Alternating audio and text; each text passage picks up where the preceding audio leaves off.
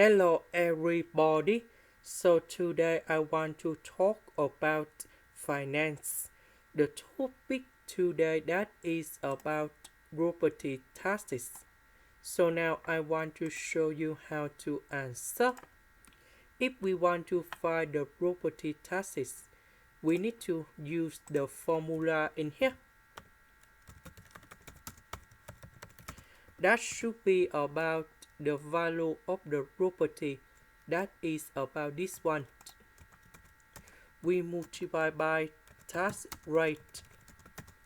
About the tax rate, we know that we have 15.396 over 1000.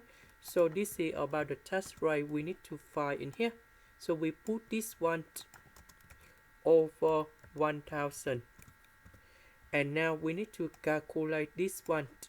And we have 3039.40, and that is the final answer.